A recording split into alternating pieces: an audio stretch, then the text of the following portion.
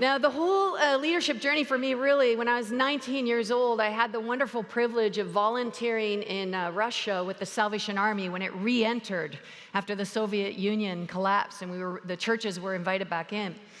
And I had the incredible privilege of just being like a gopher, like a personal assistant to an officer I affectionately call Captain America. I call him Captain America because he was American and he was a captain. You see what I did there? But also I call him Captain America because he is like strong, 6'4" and chiseled and like in charge and like in a uniform. When he walks into a room, he says jump, you say how high? And he was also just a remarkably gifted leader. He was charismatic, he was a deal maker. As a matter of fact, he had arranged for all of the leftover B-ration soldier food that was left after the first Gulf War to be shipped to the Salvation Army in Moscow to be distributed by them. And at the same time, he had arranged for Boris Yeltsin to declare the Salvation Army the official social services center for Moscow, including an office in the Kremlin. I mean, the man was a legend. He was Captain America. And while I was there, he had to go home, raise some more funds and stuff, and visit his family. And so they were sending in a replacement for him. And they asked if I would stay on to kind of help smooth things along and drive the car and get her some coffee. And I said it'd be an honor. So I remember the day it happened. I was standing at the tarmac waiting for Commissioner Ingrid Lindbergh, her name was, to replace Captain America. And I watched kind of with horror as she descended from the plane. I mean, she just emerged small, old, just tiny, wrinkled and shriveled and like happy but nice. I remember her kind of like shuffling over to me and taking me by the hand and saying, "You must be Danielle. I am so pleased to meet you." And I remember my mouth saying, "I'm pleased to meet you too," but my heart saying, "We're gonna die." Like, what was the Salvation Army thinking? I just was like, this is the end of the world as we know it. They've just replaced Captain America with my grandma. So I explained to her that the events of the next day were just so important. We were going to the secret prison. It was infamous in the heart of Moscow, and no one had arranged to be able to get in there except for Captain America. And he had made this trip possible, and he'd made this deal with these reporters because no one could get access, so they made a deal with us to come with us on the trip.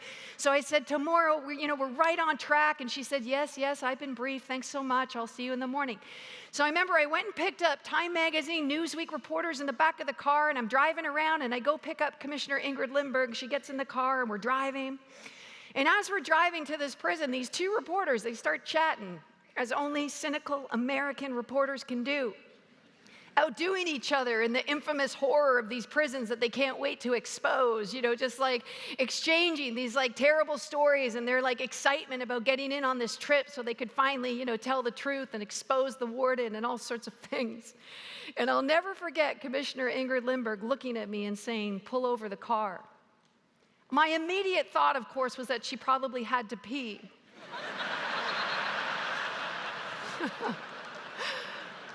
She's old and she's female, so.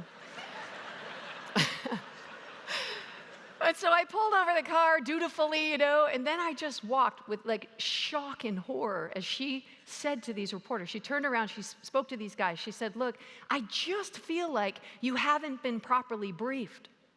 And they look at her. She says, "See, I feel like you're not really quite on board with the mission of the Salvation Army. See, I called the warden this morning," she said, and I assured him that we were coming with good news.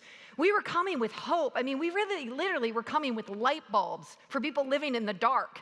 We were coming on this mission with Jesus. I remember when she said the word Jesus, I was like, ah, she said Jesus. She said, "I just feel like no one's properly, I promised the warden we were coming with hope, with good news. It feels like you're not on board." So she said, "One, I wanted to brief you. And two," she said, "I wanted to give you an opportunity, if you can't get on board with our mission, to get out of the car."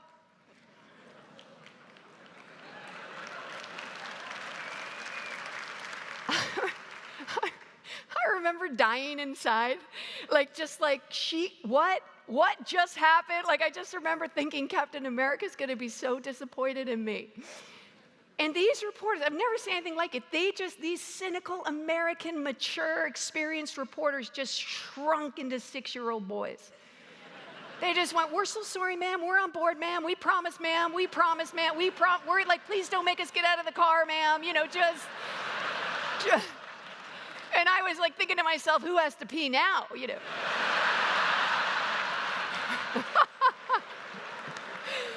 We got to this prison, and I'm not even kidding you. These reporters, I've never seen anything like it. They're tapping her on the shoulder. Do you think it would be okay if we took a picture over there?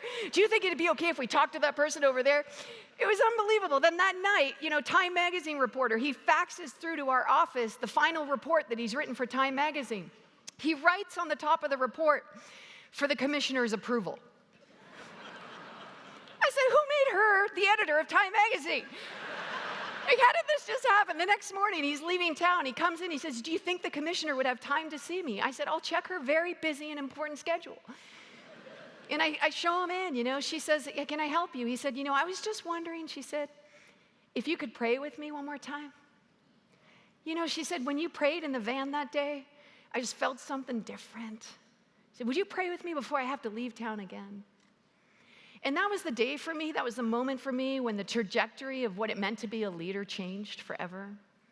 That was the day when I actually decided I really didn't want to be Captain America.